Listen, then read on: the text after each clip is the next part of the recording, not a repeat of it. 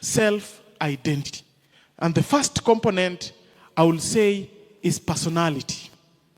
And the second component, I would say, is potential. And the third component, I would say, is purpose.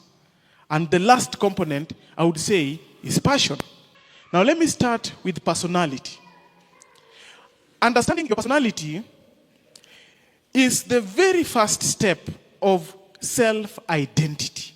If you cannot understand your personality, then forever in life you will be grappling and suffering from what people say here, what you think here, what people think about you, how your parents talk about you, how outsiders talk about you. You will always have a problem with who you are.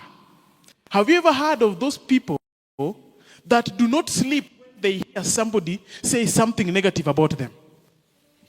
Haven't you? You've seen those people that do not take it lightly when you say anything about them that is maybe negative. If you have not been able to understand yourself, you will always find it difficult to know that people can talk about you, people can think negatively about you, people can always see you as a bad person, yet you are not a bad one. In class, there are people that have been isolated because maybe when somebody does something wrong, they would go and report to the teacher.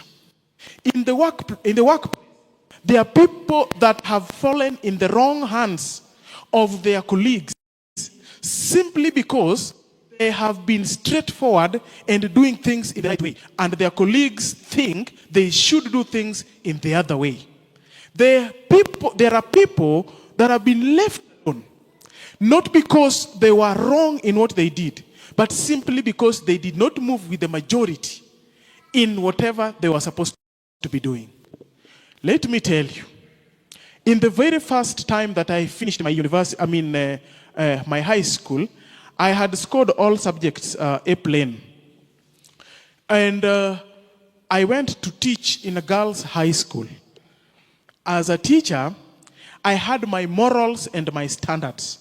But in the school, there were also expectations from the principal, the teachers, and the subordinate staffs. As if that was not enough. Now the students as well had their expectations about me.